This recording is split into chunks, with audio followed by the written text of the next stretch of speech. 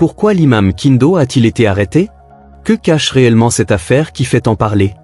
Dr Niamsi livre son analyse et révèle les dessous d'un dossier qui secoue l'opinion. Alors, qu'est-ce qu'ils ont décidé de faire ces derniers temps? Ils ont décidé de financer l'enseignement religieux dans de nombreuses mosquées partout en Afrique. Les États-Unis, la coalition de l'OTAN, la France, l'Arabie Saoudite et toutes ces puissances du Moyen-Orient là ont décidé de passer par un autre chemin. Ils ont décidé de financer massivement l'enseignement religieux. Et donc de financer des imams qui doivent expliquer à nos enfants, à nos frères et sœurs, jeunes populations musulmanes, que la seule forme possible de république dans laquelle les hommes doivent vivre, c'est une république islamique. Il s'agit d'expliquer dans toutes les petites mosquées qu'il y a dans ce continent africain que la seule forme d'État dans laquelle les hommes doivent vivre là, c'est le califat. Que tous nos pays africains doivent être organisés sous forme de califat, sur le modèle de l'Afghanistan, sur le royaume, sur le modèle des monarchies du Moyen-Orient. On doit organiser sur le modèle de la Syrie. On s'est mis à enseigner cela à l'intérieur des écoles de formation religieuse. On s'est mis à enseigner à nos jeunes, à nos enfants qui pratiquent la belle religion musulmane, qu'ils doivent s'engager à obtenir que leur pays, tous les pays africains soient transformés en un califat. Et ça, ce n'est pas le plan des musulmans africains. Ce ne sont pas les musulmans africains qui ont théorisé cela. Cela a été théorisé à Washington, à Bruxelles, à Paris. Cela a été théorisé à Jérusalem. Cela a été théorisé en Arabie Saoudite, au Qatar. Il faut financer des milliers, des dizaines de milliers, voire des centaines de milliers d'imams qui vont expliquer aux jeunes qu'ils doivent se battre pour instaurer l'empire de l'islam en Afrique. Que tout pays africain qui s'appelle République, on doit changer le nom de ce pays pour que ce pays devienne califat, que ce pays devienne émirat. Est-ce que vous comprenez? Est-ce que vous comprenez? Alors, pourquoi enseigne-t-on cela à nos enfants? Pourquoi enseigne-t-on cela à nos jeunes? Parce qu'on veut leur permettre de continuer à servir de chair à canon pour les groupes terroristes qui sont là, afin de maintenir l'Afrique à feu et à sang, pour que l'Amérique continue à voler. L'Europe continue à voler. La France continue à voler. Les monarchies du Moyen-Orient continuent à voler. C'est ça l'objectif. Il y a donc ce qu'on appelle un objectif de façade. On endoctrine les jeunes générations en leur disant: vous devez vous battre pour instaurer le califat. Vous devez vous battre pour instaurer des émirats. Tout le Mali ne doit être que des califats. Tout le Niger ne doit être que des califats et des émirats. Tout le Burkina Faso ne doit être que des califats et des émirats. Tout le Nigeria doit être comme ça. Tout le Bénin, tout le Togo, toute la Côte d'Ivoire, tout le Cameroun, tout le Tchad. Voilà ce qu'on explique. Voilà ce qu'on a payé des gens pour l'expliquer. Et l'une des stratégies qu'on a données à ces gens-là, qui sont chargés de laver le cerveau des jeunes musulmans, afin de renforcer les troupes terroristes, c'est qu'on leur demande d'imposer la confusion entre l'espace public de l'État et l'espace privé des religions. On leur demande de mettre la pression sur les gouvernements, mettre la pression sur les États, pour que les États accordent les lieux publics de l'État, pour que ces lieux deviennent les lieux des confessions religieuses. L'objectif étant ici de tout faire pour que, dans l'opinion, les bâtiments de l'État et les bâtiments de la religion musulmane soient confondus. Voilà comment ils ont créé une polémique au Burkina Faso. C'est la même polémique qu'ils ont voulu créer à plusieurs moments ici au Mali.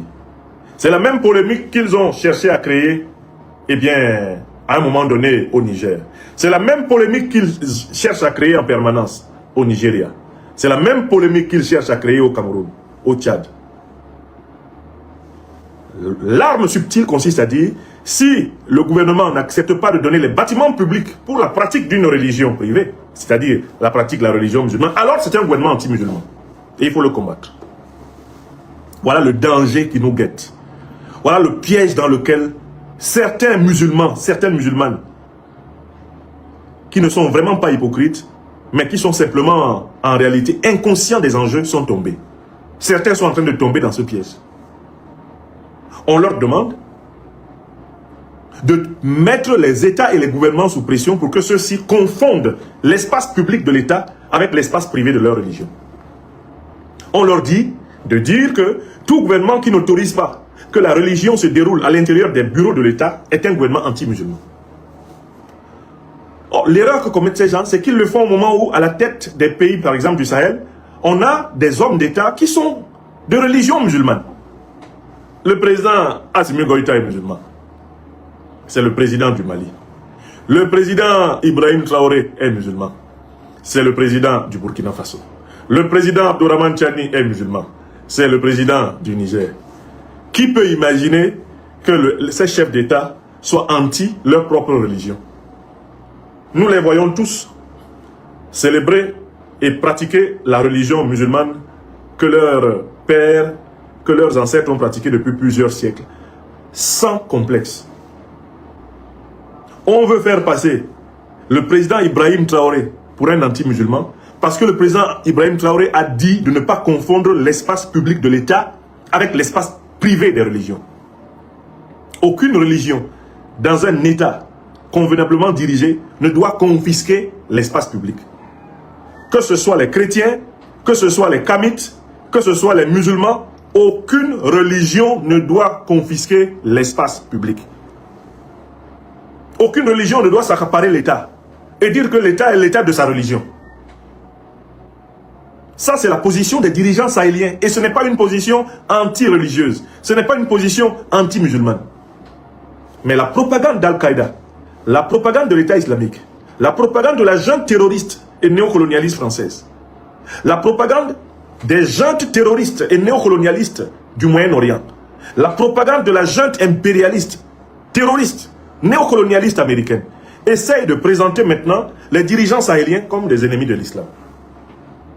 Parce que c'est un moyen pour les fragiliser, un moyen pour les affaiblir, un moyen pour recoloniser l'Afrique. Il faut que les musulmans et les musulmanes comprennent cela. Car les premiers qui sont visés par cette manipulation, ce sont les musulmans et les musulmanes.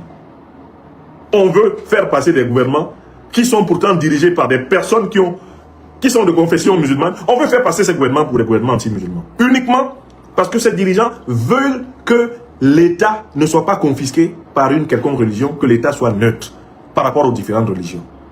Et c'est la fonction de l'État. L'État, que ce soit au Mali, au Burkina Faso, au Niger, au Cameroun, au Nigeria, l'État n'est pas l'État d'une religion. L'État ne peut pas appartenir à une religion. C'est un arbitre qui doit se tenir à équidistance, qui doit traiter toutes les religions avec respect. Il ne doit pas céder à une religion pour que celle-ci devienne dominante à l'intérieur de l'État. Même si c'est la religion de la majorité de la population, cette religion ne doit pas dominer l'État. Elle doit respecter les mêmes règles que les autres religions. Les événements qui se sont déroulés ces derniers temps au Burkina Faso, on en a déjà eu une esquisse au Niger et au Mali. Ils cherchent à allumer le feu en retournant la communauté musulmane contre les dirigeants des républiques panafricanistes en lutte pour la souveraineté. Ils cherchent à allumer le feu en faisant passer des mesures qui sont justes et qui doivent s'appliquer à toutes les croyances religieuses. Que vous soyez musulman, chrétien, kamite, ou même que vous soyez athée. Aucune de vos croyances, aucune de nos croyances ne doit s'accaparer l'espace public. Cette règle qui est une règle juste, qui est une règle positive, qui est une règle permettant à l'État d'être un arbitre impartial. On veut la faire passer pour un acte anti-musulman. Et je suis en train de voir sur les réseaux sociaux certaines personnes qui sont pourtant des musulmans et qui ne sont pas complices, je ne sais pas, de l'impérial terrorisme américain, européen, français, etc. Je vois certaines personnes qui sont en train de succomber à cette stratégie d'empoisonnement mental qui a été pourtant ourdie par des pays non musulmans, comme les États-Unis,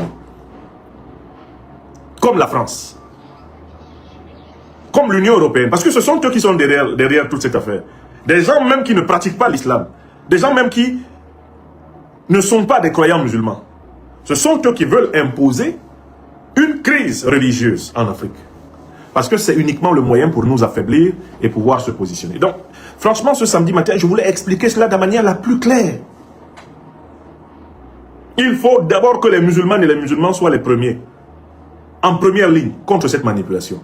Parce que si c'est des personnes qui ne sont pas de croyances musulmanes, qui doivent parler prioritairement de cela, on va vite assimiler cela à l'idée qu'ils seraient contre l'islam.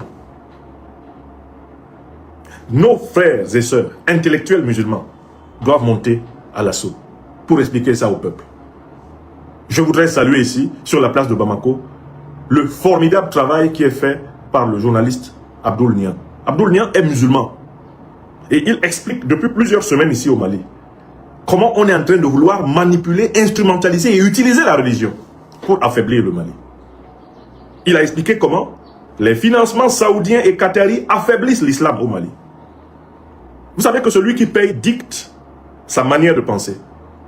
Et ces monarchies-là, qui sont alliées des États-Unis, qui sont alliées de l'OTAN contre l'Afrique, ont choisi de financer l'enseignement religieux chez nous afin de retourner la population contre les gouvernements. Abdoul Niang l'explique d'une manière extraordinairement claire. Et c'est important que des intellectuels, des hommes politiques, des femmes politiques musulmans prennent ce sujet en main, l'éducation de la population musulmane. Parce que c'est dans cette population que les organisations terroristes recrutent des jeunes qui viennent tuer. Ceux qui ont fait les attaques du 25 avril et qui sont d'origine sahélienne, ce sont des jeunes qui ont été endoctrinés dans nos propres écoles coraniques, ici, en Afrique de l'Ouest.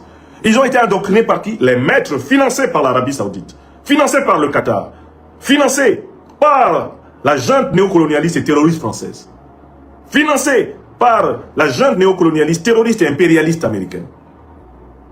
Ce sont ces gens-là qui forment de faux imams chez nous. Et ces faux imams intoxiquent et empoisonnent nos enfants pour les pousser à tuer leurs propres frères musulmans, à tuer les États et à tuer les républiques, afin que l'Amérique continue à s'asseoir sur nos têtes, que l'Occident continue à s'asseoir sur nos têtes, que la France continue à s'asseoir sur nos têtes.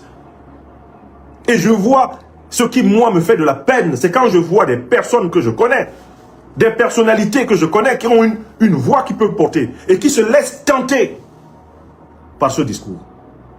Oh, Ibrahim Traoré, il a commis une très grosse erreur. Il ne fallait pas qu'il s'attaque aux musulmans. Où est-ce que Ibrahim Traoré s'est attaqué aux musulmans? Où le président Ibrahim Traoré s'est-il attaqué aux musulmans? Quelle honte de la part de ceux qui le disent. Le président Ibrahim Traoré s'attaque à l'impérial terrorisme et à l'instrumentalisation de la religion par l'impérial terrorisme. Voilà ce qu'il fait. Le président Assimi Goïta est musulman. Il ne s'attaque pas aux musulmans. Il est obligé de combattre ceux qui, en récupérant les écoles coraniques, sont en train d'endoctriner les enfants pour que les enfants fassent la guerre contre leur propre pays. Que les enfants viennent tuer leur propre ministre d'État, ministre de la Défense, qui les défend. Ça a été préparé dans certaines écoles coraniques.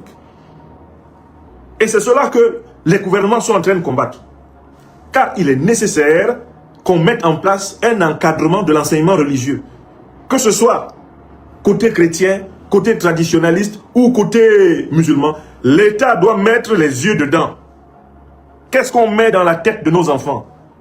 Comment fait-on pour se retrouver avec plus de 12 000 combattants, dont certains sont issus de nos villages, de nos villes, de nos ethnies, sans faire l'hypothèse qu'il y a un travail de sape qui est en train d'être fait au niveau de l'enseignement religieux.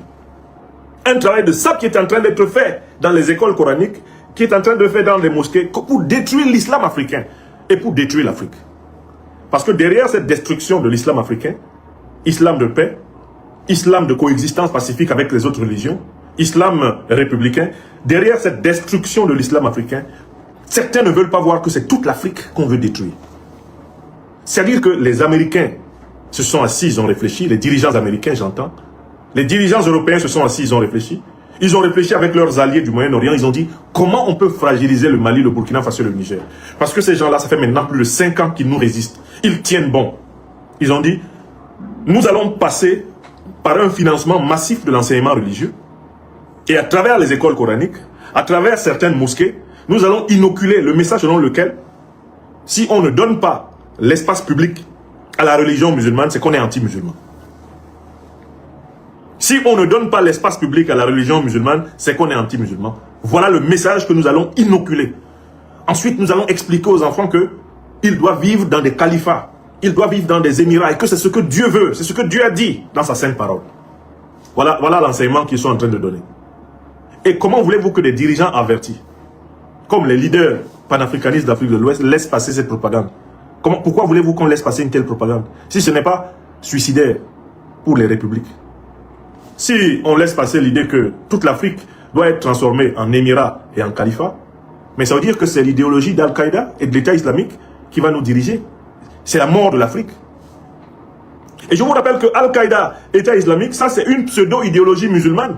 C'est l'islam traficoté, sali, c'est l'islam retourné par les criminels américains, les criminels occidentaux et les criminels moyen-orientaux. Ils ont fabriqué un faux islam qu'ils veulent utiliser comme alibi, comme prétexte pour nous recoloniser, nous soumettre à leurs conditions. Et c'est ce faux islam-là que certains se retrouvent en train de tenter de défendre. Non, Ibrahim Traoré n'aurait pas dû parler. En résumé, cette affaire Imam Kindo reste pleine de zones d'ombre. Pour ne rien manquer des révélations et analyses exclusives, abonnez-vous dès maintenant à Afrique Autour.